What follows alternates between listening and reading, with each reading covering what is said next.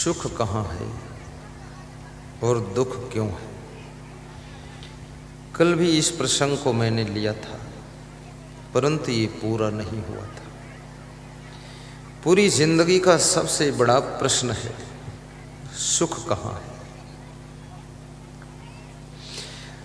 और ये किसी एक व्यक्ति का प्रश्न नहीं है, ये समस्त नर नारियों का प्रश्न है कि सुख कहाँ है।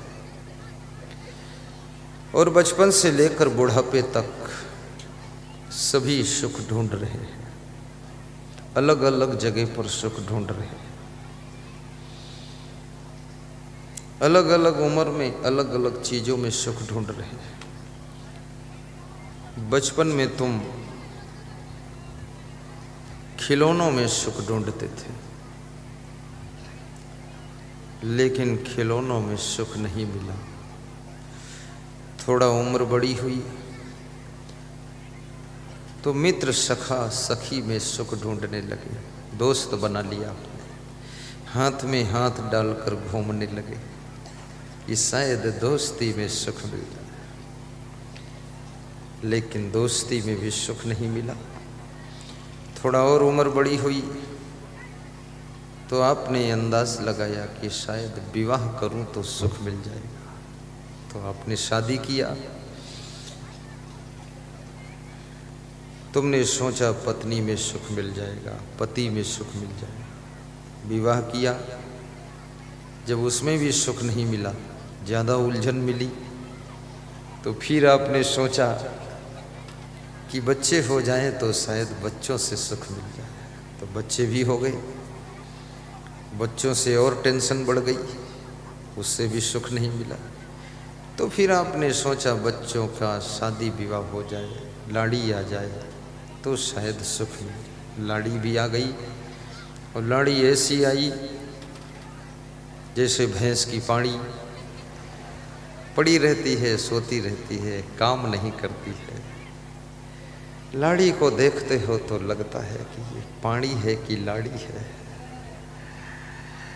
और ऐसी लाड़ी के आने के बाद वो लाड़ा भी पाड़ा हो गया, वो भी पड़ा रहता है। तो जो सुख था वो भी नष्ट हो गया।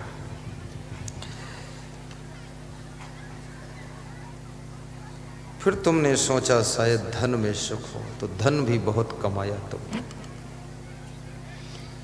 धन में भी सुख नहीं मिला। धन से भी बहुत टेंशन मिली, तनाव मिला। धन में सुख होता, राज्य में सुख होता, तो राजा भर्तृहरि धन और राज्य को छोड़कर साधु नहीं बनते। महात्मा बुद्ध धन राज्य को छोड़कर साधु नहीं बनते। तो क्या सबको साधु बन जाना चाहिए? कई लोग साधु बन गए, उनको साधु में भी सुख नहीं मिला है। कोई ये मत सोचना घर छोड़ दूं, घरवाली छोड़ दूं, साधु बन जाऊं तो सुख मिल जाएगा। साधुओं में भी 90% साधु भी दुखी है, क्योंकि मैं साधु हूं, मैं सब साधु का हाल जानता हूं। मैं इसी कंपनी में रहता, साधुओं की कंपनी। क्यों दुखी है? क्योंकि साधु तो बन गया पर उसमें साधुता नहीं, इसलिए दुखी है। साधु तो बन गया पर साधना नहीं है, इसलिए दुखी है। साधु तो बन गया पर साधु का स्वभाव नहीं बना पाया, तो दुखी है। साधु तो बन गया, घर छोड़ दिया, लेकिन घर का मोह नहीं छोड़ पाया। कितने लोग साधु बन करके भी जंगल में बैठकर सिसक सिसक कर रोते हैं। तो पूछो क्यों रोते हो? बोलते हैं 40 साल पुरानी पत्नी की याद आ गई है।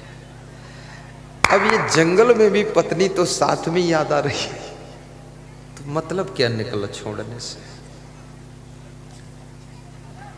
कभी कभी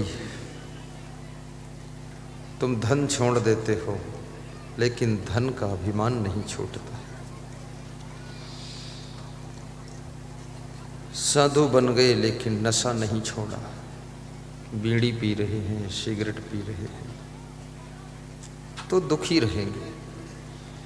साधु का मतलब क्या होता है? साधु बन गए, घर छोड़ दिया, सब छोड़ के चले गए, दूसरे प्रदेश में चले गए। वहाँ कोई न जाने किस औरत को सदनी बनाकर राम डोल साथ में लेकर घूम रहे हैं। अब फिर दुखी हैं क्योंकि वहाँ कोई सदनी के चक्कर में पड़ गए। अब दुखी रहोगे। अब साधु और सधुनी ये तो शोभा नहीं देता है। साधु तो वैराग्यवान होता है।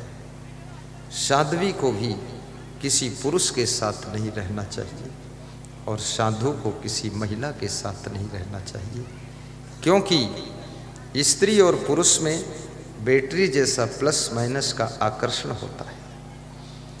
तुलसीदास कहते हैं कि नारी पुरुष दो हों त्यागी, तदपि रचिए जिम तृण आगी। स्त्री पुरुष दोनों त्यागी हों, लेकिन त्याग धन की, वैराग्य धन की यदि रक्षा करना चाहते हैं तो दोनों को दूर दूर रहना चाहिए। अगर ज़्यादा हिल मिल कर जुल कर रहेंगे तो अट्रैक्शन होगा, आकर्षण होगा और दोनों साधना से विचलित हो सकते हैं, फिसल सकते हैं, गिर सकते हैं। इसलिए दोनों को थोड़ा अलग अलग रहना चाहिए, ऐसा बताया। साधु महात्मा जो अपना साधु जैसा स्वभाव बना लेता है, जो साधु जैसा चरित्र बनाता है, जिसकी साधु जैसी रहनी है, साधु जैसी वाणी है और साधु जैसा जिसका तप है, वो साधु सुखी नहीं रहता है, वो सुख का सागर बन जाता है। और वो इतना सुखी होता है, उसके पड़ोस में भी जो आता है, उसकी बातें जो सुनता है और उसको दर्शन जो करता है, वो भी थोड़ा थोड़ा सुखी होने लग जाता है।